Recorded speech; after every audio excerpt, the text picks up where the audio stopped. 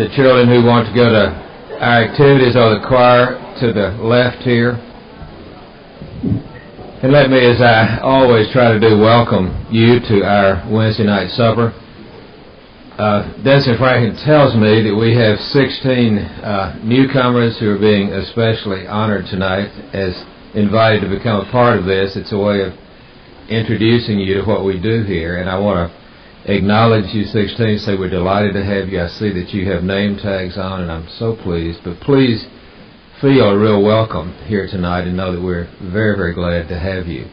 Every fall, every winter, and every spring, we have supper here at 5:30, activities for the children, and then we have a teaching here from 6:30 to 7:30, and we do this all year except during the summer. So you who are new to our church, I hope this introduction of what we do will maybe add a possibility of what you might do. I also would like to announce that we need lay people in the church to help with the cleanup, and there's some charts back there.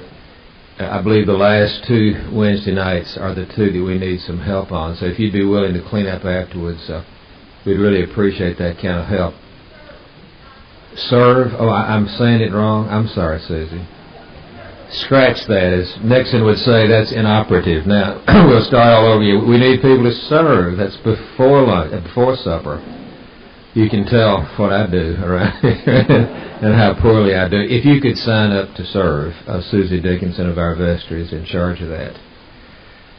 One other announcement for our church family. There's going to be a Halloween festival tomorrow night for our children out here in the courtyard. Chris White, our youth, as well as Mitzi Ireland, are offering a place for you to bring your children trick or treat, which will be a lot of fun. I don't think there'll be any danger whatsoever. And I understand several have said they really are pleased to have one place to go where they can do this. So tomorrow night, 5 to 6:30, in the courtyard here, there will be a Halloween festival. I've been here so long, I think I've told you every story that I ever know.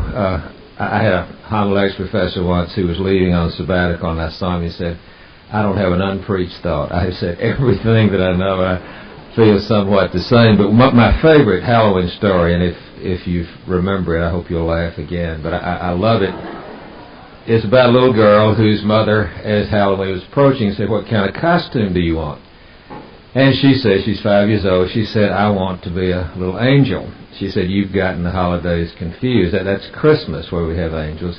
Halloween is an entirely different motif. This is where you dress up like spooks and ghosts and things like that." But the child was adamant, "No, I want to be an angel." And since this is largely a child-controlled culture, as many of us know, this is what, in fact, come Halloween night, that was the shape of her costume. And as you can imagine, she was an absolute smash on the trick-or-treat circuit, because here were all these grotesque costumes, and suddenly here's this wonderfully pure 5-year-old with flowing hair, wearing a white robe and having a little halo, and she was just knocking them dead because she was so much more beautiful and all the rest. Well, she goes to her house, and this man opens the door, and he said, My, you are beautiful. What are you?" And she said, "I'm a little angel." He said, "Come here, mother. I've never seen anything as precious." He said, "What kind of angel are you?" She said, "I'm a little Baptist angel." He said, we're Baptists too, so that makes me feel. He said, "I'm going to get you something special. I've just been giving candy here to these other children, but because you look so angelic, I'm going to give you something special." So he went and got a big apple that he really had not intended to give out that night. And so she holds up her sack, and he drops it in, and she looks down, and she says, "Do you know what you've just done?" And he said, "What?" She said, "You broke every damn cookie I had in this sack." Now, there's several meanings to that story.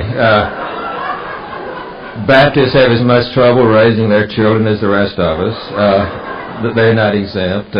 Second is, appearances are always deceiving. We can look like angels on the outside and be ungrateful and profane. And the third is, and this is going to be a point I'm making my lesson tonight, conversion is always gradual. All of us are in the process of becoming, and they may look very angelic, but there's yet work to be done. But bring your church tomorrow night if you would like to, if this fits in with your schedules. And I'm very, very grateful to Chris and Mitzi for providing this opportunity on this Halloween night. We're glad you're all here. I give thanks for our time to be in this circle of love together. And we always begin, for those of you who are new tonight, we always try to begin by offering our lives to God in gratitude. And I invite you to join me in an act of prayer. Dearest God, we thank you this night for the rich diversity of life, for the seasons, each of which bring their own special cargo of meaning. We thank you for this time of year when we remember those who have gone beyond into the great life that you have provided for them. And help us in our remembering them to draw hope that they still continue to cheer us on, and that we share hope that our lives will one day be reunited. This night I pray that your Spirit will touch us in healing and securing ways. May our memories of the past be healed and become sources of wisdom and not of regret.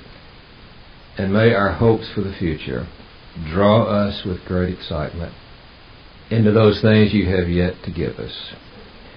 For all that has been, O God, we give you thanks. For all that shall be, we say a resounding yes, through Christ our Lord. Amen.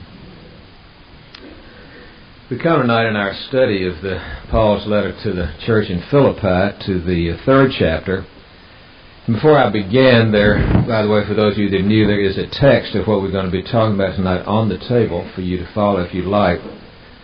I need to simply point out before we get into the actual working with what Paul is saying here, that there is an abrupt change of mood between the first verse in the 3rd chapter and the 2nd.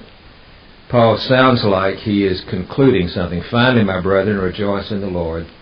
To write the same things to you is not irksome to me, but is safe for you. And then all of a sudden, out of the blue, he says, look out for the dogs, look out for the evil workers, look out for those who mutilate the flesh. Suddenly, the whole tone of the letter changes. If you've been here as we've worked through the first 2 chapters, you know that this is the church that Paul had the warmest affection for. He had founded it. It was his first church on European soil. They had hung with him through all kinds of difficulties. He has largely nothing but affirmation and affection for these people in the first 2 chapters. And then all of a sudden, like a storm that suddenly descends on a very pleasant context, you have this harsh, bitter outburst against certain people. And what this has done is to raise textual questions of whether or not perhaps what we have in the book of Philippians is not a collection of Paul's letters, written at different times, addressing different situations, and that after Paul died and they were trying to collect these together, that they were put together, and therefore the reason you have such a rough seam, as it were, here in this letter, is because what you really have is a different letter written at a different time to address a different problem. Now, the other alternative is that Paul is in the prison in Rome, and he's writing this letter which is largely affirming and largely encouraging, and then somebody comes from Philippi. There was lots of traffic between Rome and Philippi, and somebody comes and tells Paul that there is an assault on the little community, there's some people poisoning the minds of these believers, and therefore, because letters were not easy to transport, and he did have Epaphroditus who's going to take this back, that he simply, though it looks like he is concluding, finally, my brethren, rejoice in the Lord, that when he hears what is happening, this new breaking news causes him to write in a much different spirit than the things that we've been working with up to this time. Now, the truth is, it doesn't make a great deal of difference whether you think that there are actually 3 letters who've been put together, and we call it the Epistle to the Philippians, or whether it's one letter that simply reflects the different things that he says. But I do need to note the fact that many people think that we do have here a collection of letters. Paul, when he founded a church and left it, would often keep in touch by means of letters. We have 13 of his letters in our present New Testament. There's a very interesting story that is behind one of the letters. The letter to Philemon was a letter that Paul wrote to a man that he had come to love very much, telling him that he there in Rome had encountered one of that man's runaway slaves, a man named Onesimus. Now, back in that day, for a slave to run away was a very, very serious business. And usually, if the owner ever found the runaway slave, that one was executed or had some kind of brand put on his forehead. That they treated slaves very, very harshly, and particularly those that tried to run away. This man, Onesimus, had somehow gotten to Rome and somehow gotten in touch with Paul. And through Paul, he had experienced a Christian conversion. And so Paul writes this letter and asks Philemon if he will treat Onesimus as a Christian brother rather than a runaway slave. If he will do for this sinful person what God had been gracious enough to do for him, Philemon. And he had Onesimus take that back to Philemon. And that's one of the letters that we have in the corpus of the New Testament. And the interesting thing is that years later we discovered that a man named Onesimus was the bishop of Ephesus. Chances are that Philemon allowed Paul to open his heart in mercy to this runaway slave. And this one who had been converted by Paul went on to become a leader of the church. And the tradition is that it was Onesimus who literally owed his life to Paul, who was the instrument of collecting letters, and that we have in our New Testament the evidence we have of the great mind of Paul because Onesimus was saying thank you to Paul for what Paul had done to him. And so it would not be at all unusual if in trying to put together, say, the letters that had been written to the church in Philippi, if Onesimus would have linked together 3 different letters, because we're going to find on down the way that once again he gets into this, finally, my brethren, but then he doesn't quit. Now, I've been guilty of that. Ann always tells me, don't say in closing and then don't close. You know, I've heard preachers say finally, but not immediately. I mean, that gets your hopes up, and then it dashes them. But 3 times he says finally, and then he goes on. And so the suggestion is that maybe we have three different letters. It doesn't really matter. My hunch is that it's a collection, rather than just getting a new piece of news. Now, that gets us into the text of the night. Who were these people that had so aroused St. Paul? What had happened in Philippi that led Paul to get into a very different mindset and to write in a very different spirit? Now, realize that we're dealing here with a human being that had a fanatical temperament. He had earlier, because he thought the church was in error, had literally tried to kill these Christians. He was the kind of person that had that fanatical temperament. And therefore here we see him with that same vociferous kind of commitment to what he thought was right. Again, it's a reminder that conversion is always gradual, that it doesn't happen instantaneously in its totality. And though Paul had been profoundly changed by Jesus Christ, some of the old fanaticism was still deep within him. Now, it's hard to tell from the actual text exactly who Paul is so upset by. Notice that he calls them dogs, he calls them evildoers or evil workers, and then he says, look out for those who mutilate the flesh.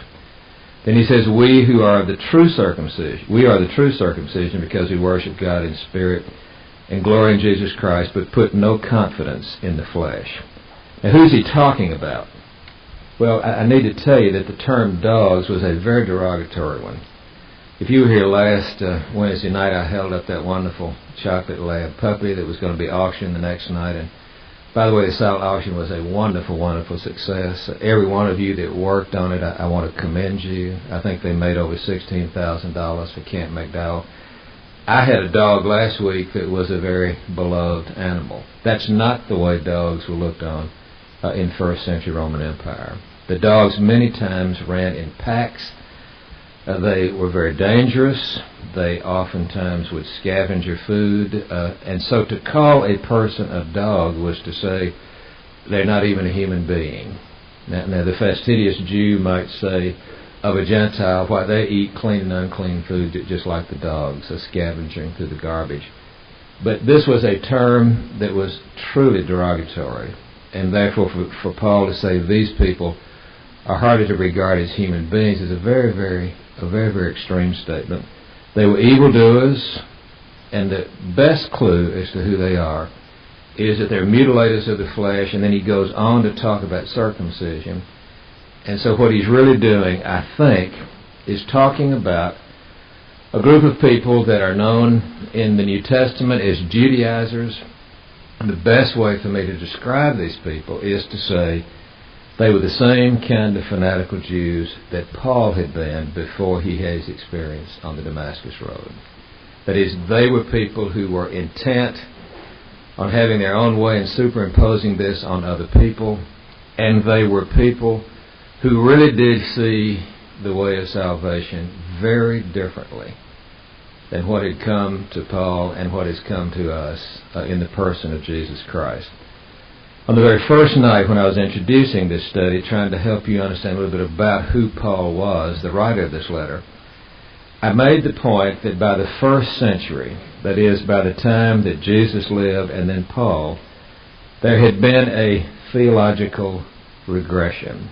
And what I meant by that was that the event that gave rise to the religion of Judaism, that is, that the founding creative event, was the day that a God named Yahweh came to a man named Abraham, who was a migrant, a wandering nomad. And this God named Yahweh shocked Abraham by saying, I want to bless you. I want to give you a land that you can call your own. I want to give you descendants more numerous than the sands of the sea. I want to make your name great, resound down through history, and I want you to be the instrument through your family of blessing the whole human race. I want to bless you, was what this God said to Abraham. And if you will leave the country where you are, and if you will trust me and go with me and collaborate with me, I really want to fulfill your whole human nature. I tried to say that night that this, I want to bless you, is the same disposition that I believe lies behind the creation of the world in the beginning. You've heard me say it so many times. In that time before time, in that world beyond the worlds, when there was nothing but God, when there was this mystery that is life and has life, this mystery that we can describe but cannot comprehend, that in that time before time, this incredible mystery of being must have said the wonder of aliveness is simply too good to keep to myself. I would like other creatures to be able to taste the joy of aliveness. I'd love for other creatures to know what it is to be and to do and to have. And so I think creation, as the Bible interprets this, comes out of generosity, God wanting to give something of God's self, not God trying to get something for God's self. The impulse to bless and to share is the best thing I think we can say as to why anything has come into existence out of nothing. The one who is life and has life wanted to share life, and that's why anything and every one of us are. And what happened to Abraham was that this same Creator comes back into history after terrible, terrible distortions and after what we call the fall, comes back in and restates the disposition that lies behind all history. I really do want to bless you. Now, I said that shocked Abraham because you need to realize that in the ancient pagan vision of reality, God had come to be imaged in totally negative and in very, very fearful terms. The serpent in the garden, according to the old story, had cast aspersions on the character of the Holy One. He had suggested to the first man and woman that whatever it was that had called them into being could not be trusted, that they had not been born of generosity, but born of exploitation, that the one who had created them wanted to extract from them things for his own benefit. And therefore the serpent had said, if you know what's good for you, you better defend yourself, look out for yourself, and forget this God and the way He has told you to live, and take life into your own hands and do with it whatever you want to. Some theologians say all sin is based on an act of theft. Creatures took what had been given to them by another and began to treat it as if it was their own possession. And when they begin to mistrust the mystery and the way life had been put together, when they took life into their own hands, they began to make a chaos of what the Holy One had once made a creation of. God starts with nothing and moves through chaos to form and beauty. Evil takes form and beauty out of mistrust and turns it back to chaos and pushes it back toward the nothingness.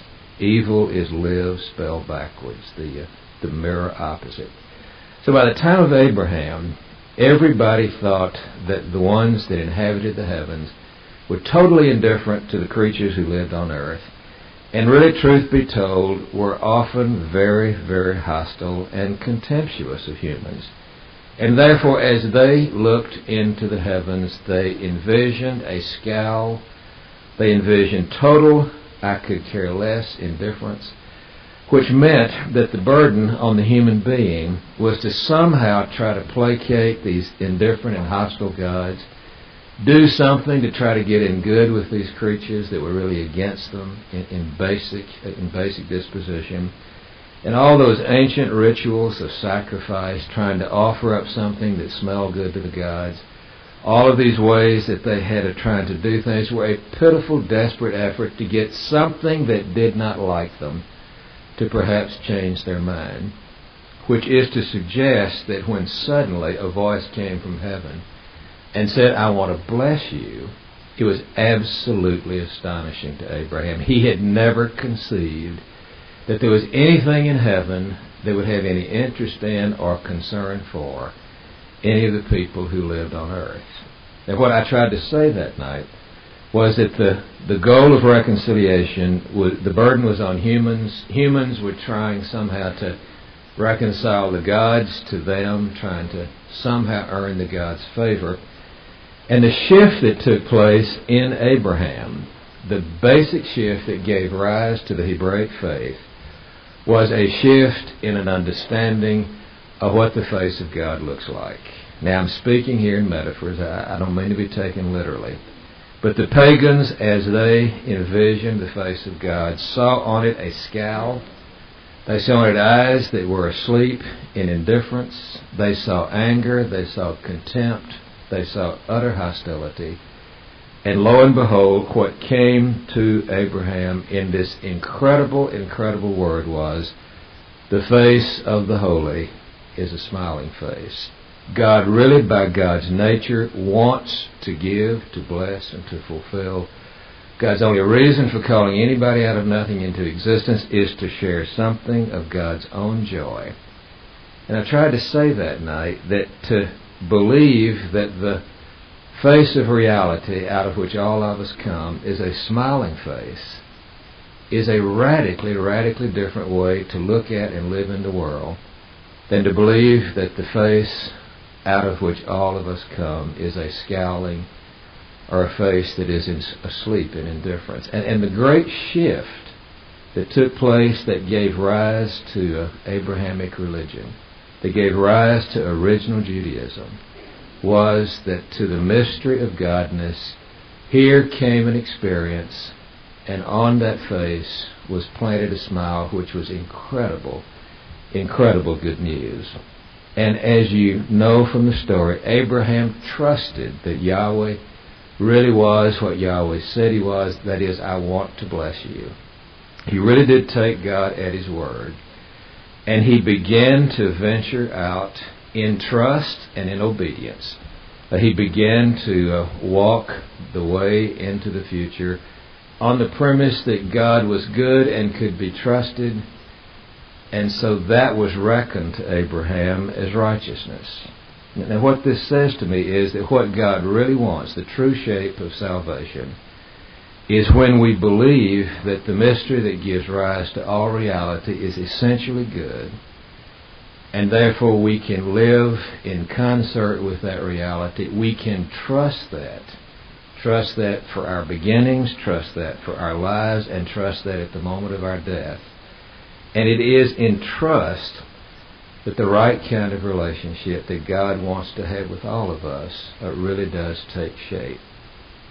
I heard years ago about a man who got very interested in flying when he was in his 30s. He took lessons and got to the place that he could fly. Bought a plane, was so excited about this new skill, and he began to take his wife with him, and they were on a trip one day, several hundred miles, when something that neither one of them had prepared for it, even thought about, occurred, and that is that the husband, the only one there in the plane who knew how to fly, had a terribly crippling heart attack. He lost consciousness, and here is this woman up in this plane, thousands of feet in the air, and the only one who knew how to fly was unconscious. The radio was on, and so they had been talking to a place on the ground to get their bearings, and she, in great panic, said over the radio what had happened. "I don't know how to fly." And there came back a voice that said, don't panic. I have you on the screen, I know where you are, and I can teach you step by step and word by word. I can teach you how to get this plane landed safely. Don't panic, do exactly what I say. And so step by step, that man on the ground told her what to do. Take the stick in front of you and push it up, and the nose of the plane began to go down. Put your feet on this pedal and that pedal, and step by step and mile by mile, patiently, this voice on the ground talked that woman down, enabled her to land the plane, not perfectly, but at least safely. The husband was taken to the hospital and managed to survive. And that whole episode, to me, is a kind of parable of what it means to trust. That voice on the ground said, in effect, I want to bless you. You can trust me. My only motivation is to be of help to you. And her believing that was the thing that led her to begin to collaborate and begin to trust and obey that voice. And together, the two of them were able to do something that the woman could never have done by herself. This is really how God wants us to live every day. He wants us to trust that His intentions for calling us into being are good, and that the things He invites us to do are things, if we obey, that are going to work out for our blessing. And that's the whole motivation of the giving of the Ten Commandments. The law was an expression of this desire to bless. The law is not something put on us to try to restrain our happiness or to make us have to do things that are totally pointless. But if you'll look at the 10 words of Moses, if every one of us on this planet lived up perfectly to every one of those 10 commandments, we would have a humane and just society in which every individual could flourish and all of us could enjoy the common good, because that is a kind of recipe for how the God who wants to bless intended for us to live. And so Abraham's believing God, taking God at His word, that was what was accounted for his righteousness, and that's how the whole Jewish religion came into existence.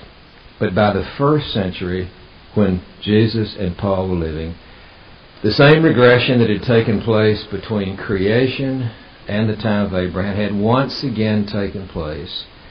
And lo and behold, the mood has shifted once again, that the face of the holy had a scowl on it and not a smile. The law, which had been given as an expression of God's desire to bless, was now turned into a way to try to earn God's blessing. There was still this nagging sense that God either doesn't care about us, is indifferent to us, or is downright hostile to us. And so we've got to somehow find a way to please God. And so on the premise that love is conditional, amazingly, Sigmund Freud, a Jew but by no means a Christian, Sigmund Freud was the one that said all human pathology can be rooted back to the fear that all love is conditional, that it's something we've got to earn. There's nothing beyond us that cares for us. We've got to somehow pitifully try to earn the favor of God and of other people. And if you think that all love is conditional, then the whole burden is on you to try to earn it. There's enormous anxiety as you try to figure out ways to try to get in good with these indifferent and hostile forces. It's a terribly anxiety-producing way to live. And 1st century Judaism had gotten into that, and St. Paul was very much of that mindset. He, before he met Jesus, he honestly thought that keeping the law, in all of its 613 rules, that was the way to work your way into the favor of God. He did not believe God loved him unconditionally. It was something that he had to earn. And the truth is, if you really do believe that God is indifferent and hostile, then even though you have these ways of trying to lift your way into God's favor, at heart you're defeated before you start, because you know that the one is basically against you, and there really isn't anything you can do, finally, to live your way into his favor. Back in 1981, I went through the grief of divorce, and I was trying to figure out what to do with the next part of my life, and a dear friend of mine who was a theological educator and a chaplain down in New Orleans, Louisiana, at the Baptist Hospital there, a man named Myron Madden, he had known of the struggles that I'd been having, and so he said, why don't you come and do a year's clinical pastoral education here in the hospital? It'll give you a place to heal. It will give you a place to try to make a transition. And I accepted his invitation and left Jackson, Mississippi, where I'd been serving a Baptist parish, and went for this year of working in a hospital under supervision.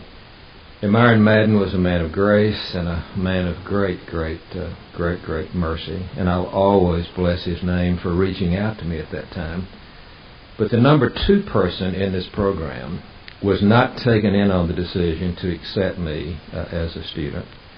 He was very threatened by my close relationship to Myron Madden, and basically he just didn't like me. You probably heard the story about the man has all these terrible things happen, and he looks up and says, Lord, why me? And God said, I don't know, it's just something about you I don't like. You know, the way you're put together does not please me, and I happen to be that kind of person for this number 2 man who wound up being my direct supervisor. And that whole year long, I experienced what it must be like to live with a pagan vision of reality. Because I was up against someone who had authority over me, who basically did not like me, who was indifferent to any concerns that I might have, who would go out of his way to make it difficult for me, and try as I would, by everything that I could devise, I never was able to live my way into that favor. And that is a terrible way to have to live, to be subject to authorities that are essentially hostile and essentially negative. Now, this is the situation that St. Paul and first century Judaism had gotten itself into. This was precisely where they found themselves. God was hostile and indifferent. The law was a ladder to try to climb your way into God's favor. But truth be told, no matter what you did, it always ended in frustration. And legalistic religion that is based on a negative image of God is always going to wind up in despair. Years ago, I knew a man who I love very much. This man was one of the most successful people professionally I've ever known. He took a business that had been floundering under members of his family, and he was a genius at this particular kind of merchandising. And before it was over, he had built a company that he sold for almost $100 million. He was a wonderfully generous person, a person who had many good qualities. But if he ever drew 3 successive happy breaths in his life, I'm not aware of it. He let me in on a lot of the internal struggle. And he told me one day that his father had said to him right before he died, should you ever think you have succeeded, know you set your goal too low. Now, there's no way out of that box. Should you ever think you have succeeded, know you set your goals too low. Now, that is a formula for despair and hopelessness. But even more hopeless is finding yourself up against the principalities and powers that you honestly feel are against you, and there's nothing you can ever do to really make them change their mind. Now, this was the mindset, this was the situation in which St. Paul said, And quite to his amazement and surprise, as he made his way to Damascus to try to stamp out these Christians that he found so despicable, the same shift that happened for Abraham by a miracle of grace happened to St. Paul. To the mystery of godness, Jesus Christ gave a face, and on that face, for the first time in his life, he saw a smile and not a scowl. For the first time, it dawned on him that there was nothing he could do to make God love him any more than God already loved him, because that was God's nature. Nothing he could do to make God stop loving him, because that was God's nature.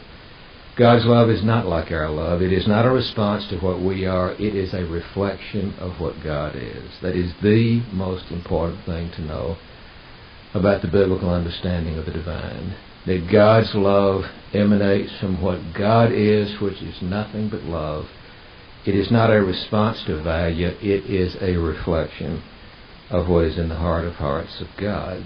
Now, having had the experience of knowing the face of God with a scowl and then seeing the face of God as a smile, hearing the invitation that life is an adventure of trust and not a pitiful, anxious way to try somehow to earn your way into God's favor, this incredible plates of the earth shift took place for St. Paul, which explains why he was so upset when he found people coming to his beloved friends in Philippi and reintroducing this notion that God is indifferent or hostile, that the law is something that you have to do to try to climb into God's favor. It was so antithetical to the joy that he had experienced in Jesus, and it was so much like what he had known, that no wonder you have the harsh tones. No wonder he calls the poisoning of the mind dogs and evildoers and people who are actually mutilating the flesh.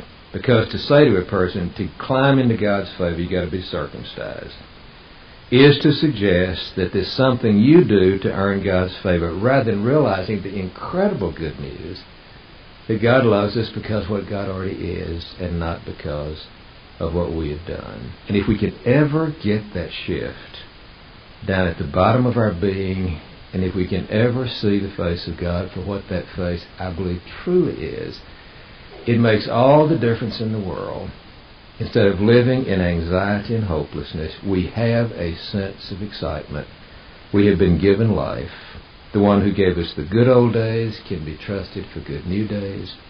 The one who is full of mercy and ever patient can be counted on to continue to give us his love. He wants to bless us. It's the most incredible of all the words. So the Judaizers are who had provoked Paul to his anger. And it's interesting to see what Paul does as he's trying to speak against these people to the church in Philippi. He doesn't go to the library, he goes to his own experience.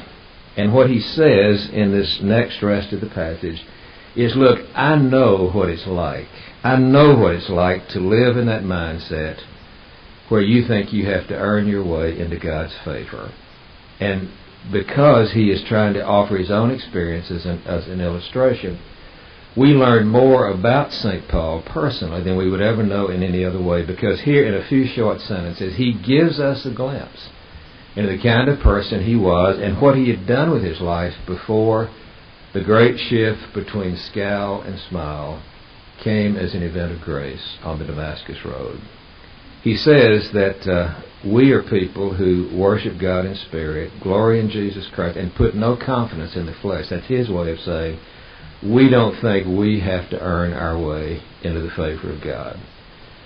Though I myself have reason for confidence in the flesh, if any man thinks he has reason for confidence in the flesh, I have more. And then he begins to list his credentials.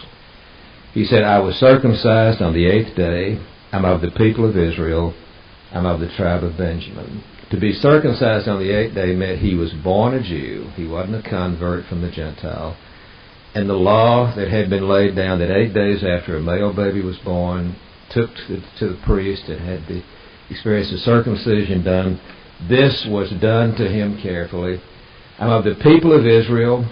That was a special way of saying that I belong to the very best of what Israel is about. Remember, Israel was the name that was given to Jacob after he had his wrestling with the angel. So if you wanted to speak of the people that are descendants of Abraham in just a physical way, you call them Hebrews. If you were speaking of them religiously, you call them Israelites. And then he said, I'm of the tribe of Benjamin. And Benjamin was the second son of Rachel, the beloved wife of Jacob. He's the only one of the 12 that was born in the Holy Land. You may remember that his mother died giving birth to Benjamin. Joseph was his older brother. But the tribe of Benjamin was always looked on as the elite of the elite. It was a small group of people among the Israelites, but it was the group that was held in the highest esteem. For Paul to say, I'm of the tribe of Benjamin, would be like living in Boston and taking off your glasses and saying, my folks came over on the Mayflower. I come from the original people that came to this part of the world. It was a mark of great distinction. His credentials are, I am absolutely Jew, born and bred, of the people of Israel, of the tribe of Benjamin. Then he gives us some of the accomplishments that he had made. He said, a Hebrew born of the Hebrews, as to the law, a Pharisee, as to zeal, a persecutor of the church, as to righteousness under the law, blameless. When he says I'm a Hebrew of the Hebrews, he means I grew up in a home that continued to speak the Hebrew language and did not let the Greek culture infiltrate. Now, chances are he knew both Greek and Hebrew, but the really devout Jews stayed with the original language, just like you can go to some of the enclaves in Chicago and New York City and have immigrants still speaking the mother tongue out of deference to where they came from. So his home was so devout that Hebrew was the language that they all learned. He was a Pharisee. That's a very small group of people who took the law more seriously than anybody else. There were never more than 6,000 Pharisees at a time. They were the spiritual athletes of Judaism. They were the ones who excelled. They took it more seriously than anybody else. Zeal was always looked on as a great Jewish quality. And he said, I was so zealous that I even persecuted the church. And then he said, as to righteousness under the law, I was blameless. You never hear anything critical said of Paul about not having kept any part of the law before he met Jesus Christ.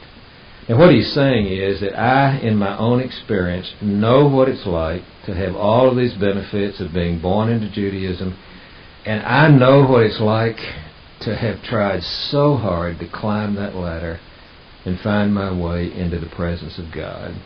But then he says, whatever gain I had, I count as loss for the sake of Christ. Indeed, I count everything as loss because of the surpassing worth of knowing Jesus Christ as my Lord.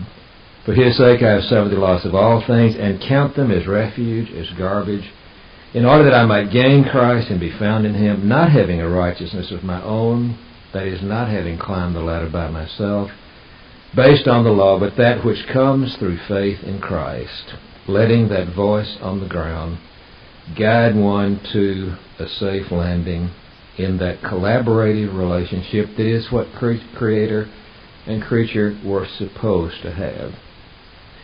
And then he says, the righteousness that depends on faith, that I may know him in the power of his resurrection, that I may share in his suffering, becoming like him in his death, that if possible I may obtain the resurrection from the dead. And what Paul is saying here is, I know what it was like to live in that other vision of God. I know what it's like. And now I know what it's like to have seen that shift on the face of God. And I'll be honest with you, brothers and sisters, he's saying, I would not trade anything in the world for this new vision of the smile of God. All of that other I consider as worthless, because compared to what comes to me now, in knowing God to be a blessor and not an indifferent and hostile being, I wouldn't compare anything in terms of relative value between what I now see of God and what I used to see.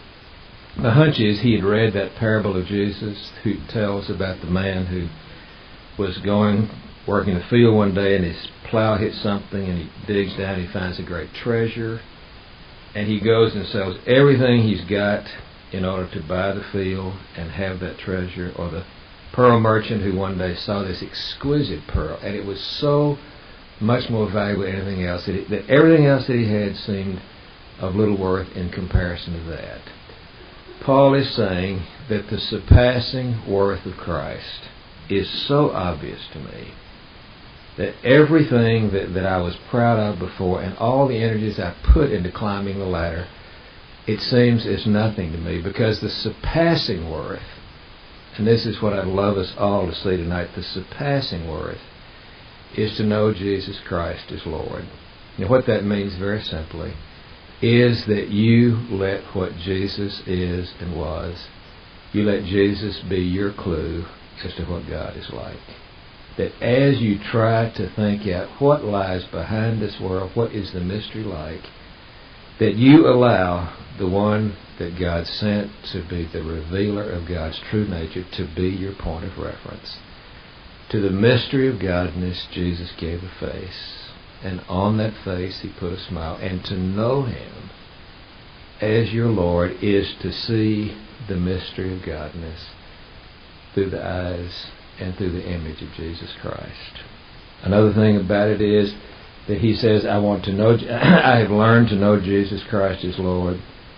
I have learned to know the power of the resurrection. What this means, I think, is that I have come to realize that God's power to redeem and to restore is greater than all of evil's power to destroy. He had come to see that in the cross, evil did the worst it could possibly do to the best thing that God had ever done for us, which was sending Jesus.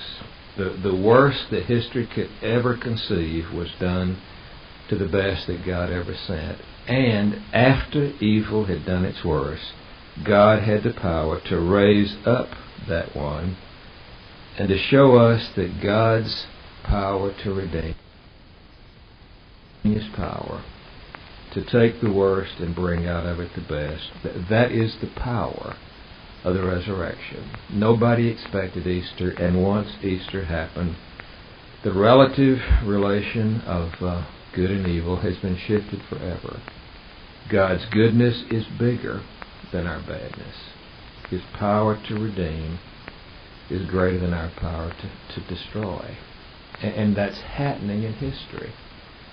Who would have dreamed back in 1963 when George Wallace stood in the schoolhouse door and said to Vivian Malone, you cannot come to school here because you have the color of skin that you have? Who would have dreamed that 33 years later, that man would have changed his mind about what was right and what was wrong, would have founded a foundation in the name of his late wife, and that foundation would choose to give an award to Vivian Malone and say, in effect, the way it was is different than the way it is. George Wallace's willingness to grow and to change, Vivian Malone's willingness not to be bitter and to receive, it's an incredible thing that's happened right here in our own state and right here in our own time. That is the power of the resurrection. That is God's ingenious ability to take one thing and somehow bring something better and something different out of it. So to know God as Jesus gives us to know Him, to know the power of the resurrection, which is the secret of hope, and then to share with Jesus in His sufferings. One of the things that Jesus does for us is to say, I know what it's like to live in the world. I know what it's like to suffer, to be betrayed, to be disappointed. I have tasted it to the depths. There's nothing you'll ever face that I haven't faced, and God got me through, and God will get you through. To share in all of our sufferings with one who knows, with one who has been there, with one who can identify with us, and in the identifying point us to hope. That is a tremendous resource.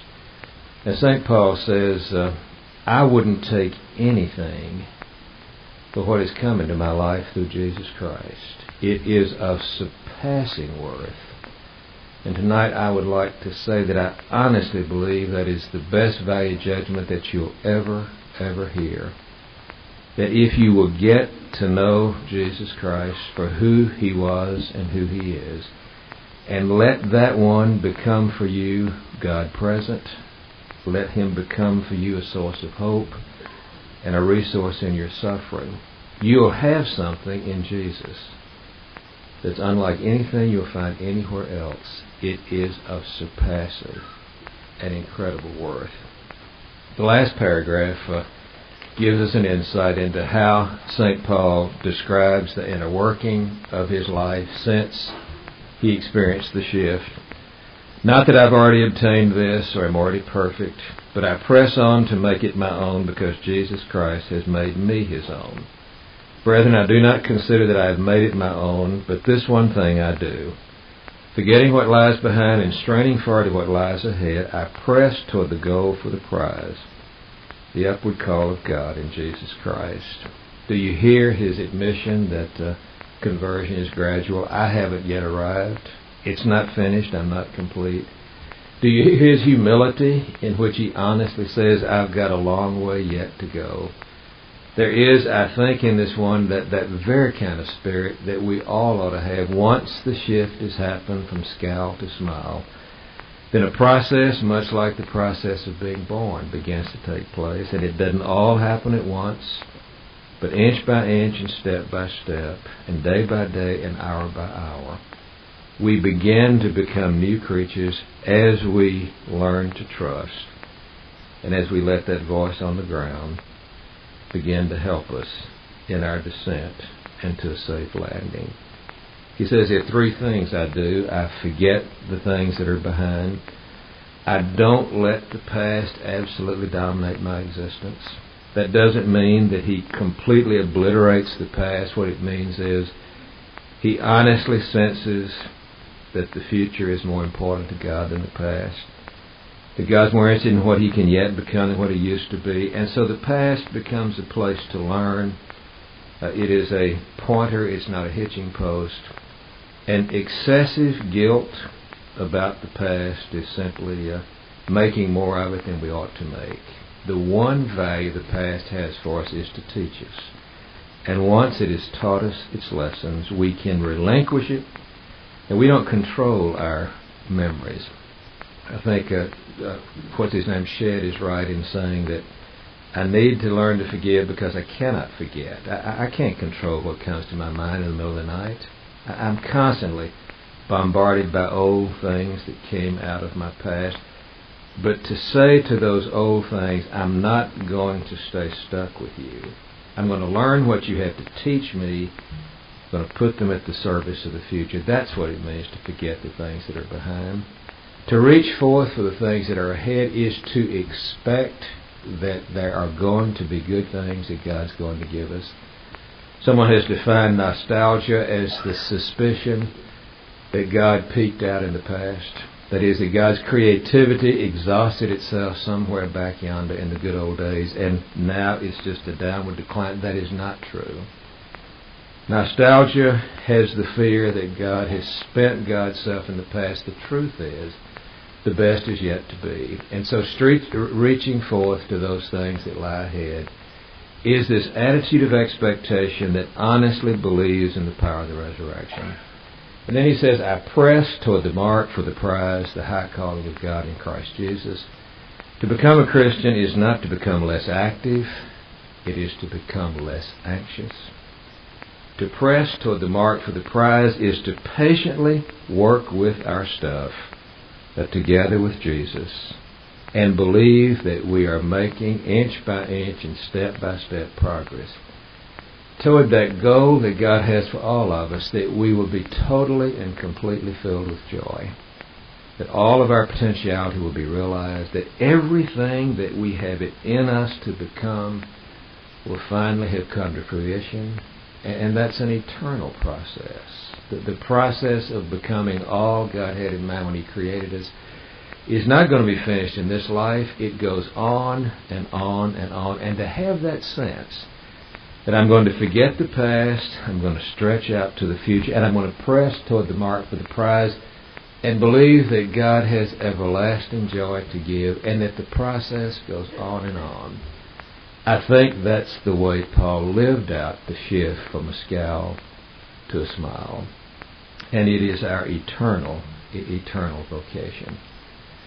I've told some of you before that back in 1977, my only surviving child, he was a freshman in college, came home Christmas, and we found out he had a condition that was going to call for elective surgery. Nothing life-threatening, could be put off to spring vacation. He came home spring vacation, went in for this slight surgical procedure.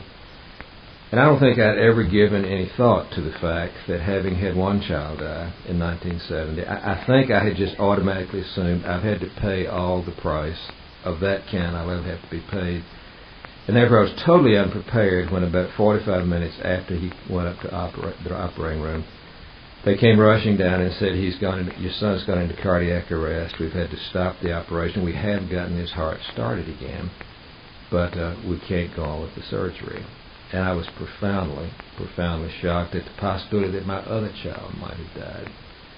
When he came back to the room after he'd been in recovery, it turned out that he had had one of these experiences that you read about in books, Life After Life, where he said to us without a great deal of emotion that he was in the operating room, and suddenly he said, my consciousness popped out the top of my head like a cork out of a wine bottle. I was a Baptist at that time. I don't know where he had gotten that terminology, but anyway, he said my consciousness popped out like the cork in a wine bottle, and I was up on the ceiling, and I could see all this commotion in the operating room, and they were beating my chest, and they were injecting something, and they were rushing around, and I wanted to say, don't get excited, it's okay. And then he said I joined my body again, and came to. And that's simply part of the experience that he had. Well, that set me, obviously, onto all kinds of thoughts. And 2 nights after this happened, I had this vivid dream. I dreamed that I died. And like all the stories you've heard, I went through this cool, dark tunnel. And after going through this, I came in my dream out to what I can only describe to you as kindly light. That there were no images to see except it was warm and wonderful, accepting light. It was as pleasant a place as I think I had ever been. Kindly light is the way the hymn writer puts it. And though I didn't see anything, I heard this voice saying, welcome. I want to ask you some questions. And I remember tensing up and thinking, oh my God, here it comes. Here's the judgment. But the voice said, I want to ask you, first of all, can you weep over the things you've done that have hurt others and hurt yourself? Are you genuinely sorry for the ways you haven't done it perfectly? And I began to think about, the many things in life that I would to God I could redo. And I began to weep with that deep, deep sorrow that is appropriate when I think we have broken the laws of God in the hearts of other people. I wept in genuine regret. When that had passed, the voice said, I want to ask you a second question. Can you laugh over all the good experiences you've had, the good jokes you've heard, the funny things you've seen, all of the wonderful, wonderful things of life? Can you laugh about all of this? And I remember thinking of lots of funny things, and I began to laugh, and it got deeper and deeper in my dream. And so help me, it seemed as if the light around me began to laugh too. And if you have ever touched the laughter of God, it is incredible ecstasy. And then when that passed, the voice said, I want to ask you one more thing. Do you want any more of it? Given the things that you've wept over and the things you've laughed over, do you want any more of this mystery of life? And I remember thinking, I have a choice here. I don't have to go on. I could call it quits at this moment. This is not anything automatic. The question, do you want any more of it, was a very open one. And I remember from a deep, deep place in my being saying in my dream, yes, I really do want more of it. And with that, the voice said, wonderful. Come further on, deeper in. Enter more fully into the joy of your Lord. And it was as if in my dream I plunged into this ocean of light. And that's when I woke up. Now, I don't claim anything for that except some metaphors about this existence that we're part of. I think the ability to weep is very, very important because we need to take seriously what we've done with our power. Our capacity to laugh and to appreciate and to know joy is so essential. But the crucial issue is, do we want any more of it? And the good news is, God wants us. God wants us to say yes. The upward call of God in Christ Jesus is to be forever in that pilgrimage toward joy, ever moving deeper and deeper into that joy that God wanted to share when He called us out of nothing into being. And if you will let Jesus change the face of God from scowl to smile, if you will trust that that voice that speaks to you is like the voice on the ground that knows how to get you home, and if you will say yes to the question, do you want any more of it? I don't think you've got a thing to fear. I don't think you've got anything at all to expect, except it is the good pleasure